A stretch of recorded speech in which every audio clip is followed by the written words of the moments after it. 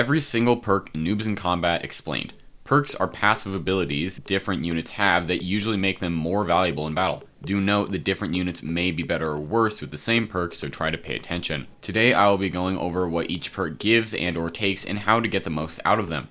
If you just want to know what one specific perk does, I will link the wiki page in the description. Likely the most well-known perk is the radio. Units with it can call in one artillery strike every turn, but different units will have different ranges. For example, the rifleman's radio is the worst in the game, with only 1 range, while the sniper team's radio can reach 3 range. This is most important with multi-tile hitting artillery, like the rocket battery or truck, since they will put units with bad radios in danger. On the other hand, field guns and mortars are quite good to be used with units like the rifleman, since they are completely accurate and can greatly increase the value of your cheaper radio units. There are units with the radio for almost every type of unit in the game, but some notable ones are the seaplane, the sniper team, the entire biker tree, and the recon tank. I'd say the second most well-known perk is the ambush perk. The ambush perk allows a unit to attack an enemy unit that moves into its range even if it's that unit's turn. Now, bear with me because there are a ton of specifics you need to know since this can get pretty complicated. When a unit uses the ambush perk, it is attacking with last turn's actions, meaning it will be able to attack once again on its next turn as long as it doesn't have a massive cooldown like the light gunner.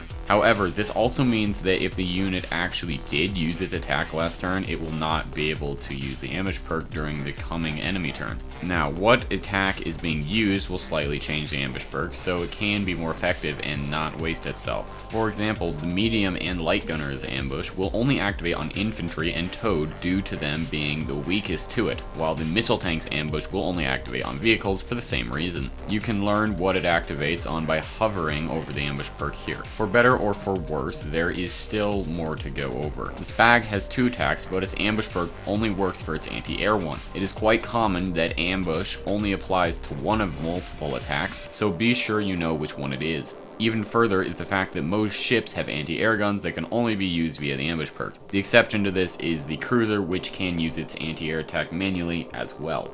The fuel perk is a very weird one that is typically a bad thing to have. It means that after the unit with it moves a certain amount of times without a resupply, they will lose their ability to move at all. Other than that, the only thing I should mention is different units have vastly different amounts of fuel, and it is important to consider the mobility of said units, as moving 5 spaces or 2 spaces will always just consume 1 fuel. The units with this perk are the biker, almost all land vehicles, and all aerial vehicles. No, naval units apparently do not require fuel.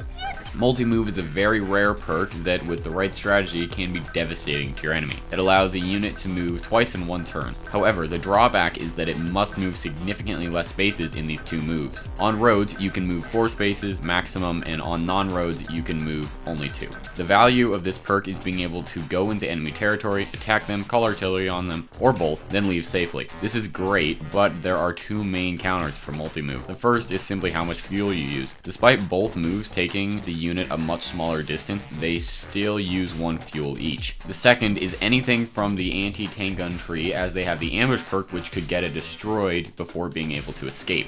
The multi-move perk is used by the recon car and was used by the rangers that are no longer in the game. Not gonna lie, I'm completely fine with that. Just thinking of the rangers gives me chills.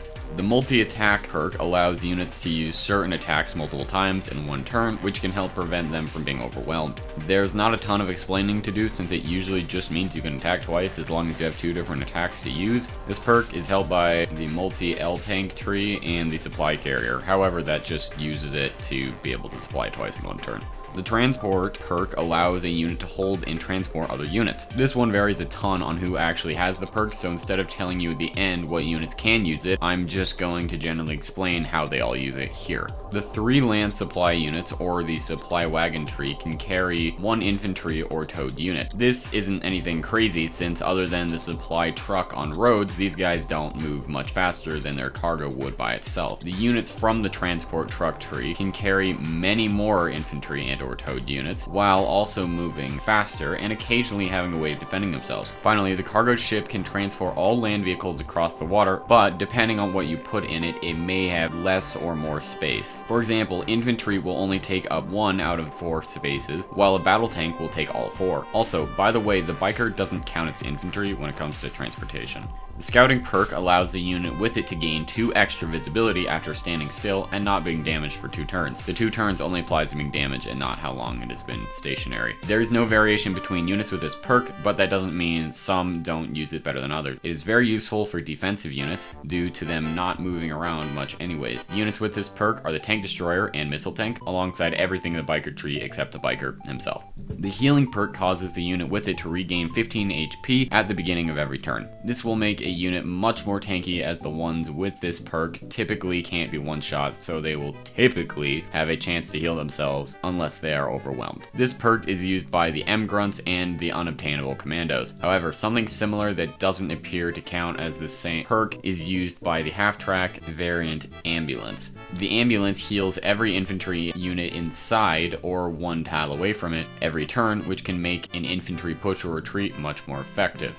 The Cloaked perk is another confusing one that really changes depending on what you're using. Here I am just going to go over how it works with submarines, since they are pretty common in naval unit enabled maps. When a submarine submerges, it will begin to use the Cloaked perk, which means enemies will not be able to see it even if it is in their range. This is incredibly useful for scouting and getting sneak attacks, though some attacks may not be available while submerged, and it will have decreased mobility. Just keep in mind that when a sub attacks another unit, it will be very clear that the sub is nearby, and with the help of the next perk on the list, it is very possible to hunt it down. The Sonar perk is less of a passive and more of an active ability. It allows you to play sort of Minesweeper with submarines, and you guessed it, sea mines, which also has the Cloak perk. You will be able to see where a sub might be and where it most definitely is not, so you can make an educated guess rather than just attacking randomly. This perk can be used by the destroyer or the submarines, but is usually best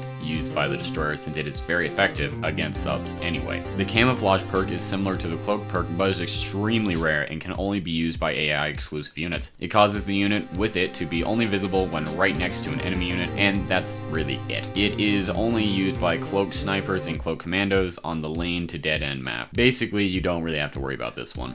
The Demoralize perk is used to force enemy infantry to retreat regardless of their morale. This is very useful for taking forested areas, since there are very rarely any non-infantry there which could resist demoralization. It also keeps the unit with the perk safe, since the enemies will have a much harder time fighting back after, retreating. This perk is used by the Flamethrower tree, which also does increase damage to units in terrain, which is just extra helpful. The Destruction perk makes the units with it twice as likely to destroy terrain they attack, alongside doing twice as much damage to terrain units like turret bunkers or buildings. This is very helpful for destroying any cover in areas with a lot of buildings or getting rid of enemy outposts you can't capture for whatever reason. This perk is used by the Assault Gun tree, but is best used by the Bunker Buster since it has access to splash damage. The Sniper perk is another one that isn't usually a good thing, but you should be informed on it nevertheless. It causes the unit with the perk to do more or less damage to infantry units with less or more soldiers in them, meaning it will be preferable to target enemies with lower numbers. This perk is given to the Sniper and Sniper team.